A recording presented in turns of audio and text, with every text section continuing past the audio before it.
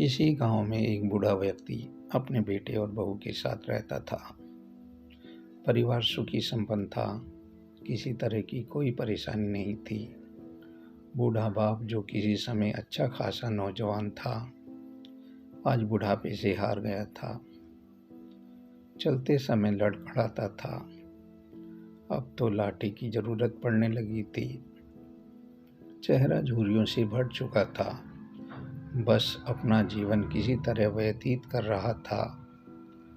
घर में एक चीज अच्छी थी कि शाम को खाना खाते समय पूरा परिवार एक साथ टेबल पर बैठकर खाना खाता था। एक दिन ऐसे ही शाम को सारे लोग खाना खाने बैठे थे।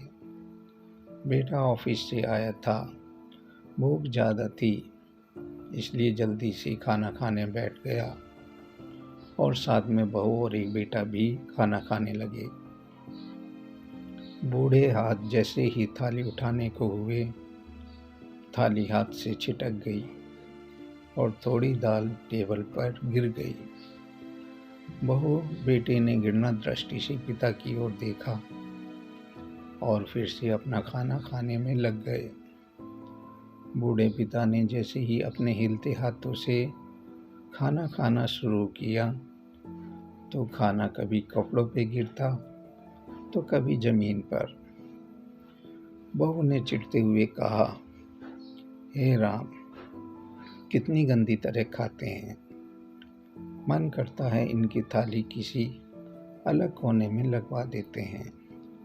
बेटे ने भी ऐसे सिर हिलाया जैसे पत्नी की बात से सहमत हो। नन्हा पोता ये मासूमियत से देख रहा था।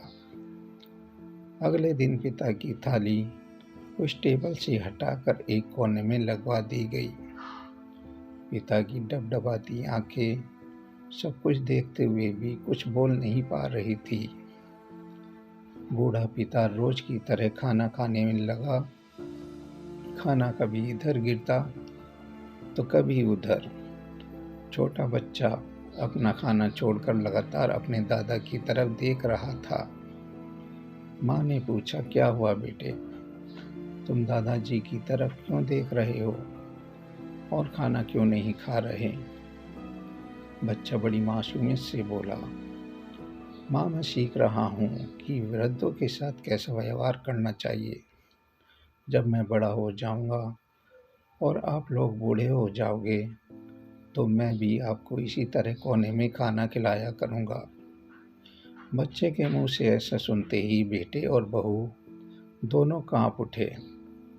शायद बच्चे की बात उनके मन में बैठ गई थी, क्योंकि बच्चे ने मासूमियत के साथ एक बहुत बड़ा सबक दोनों लोगों को दिया था।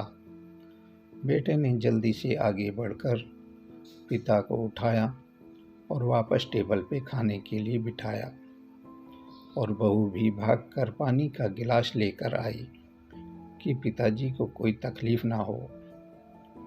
दोस्तों, इस कहानी से हमें सीख मिलती है, माँ बाप इस दुनिया की सबसे बड़ी पूंजी है।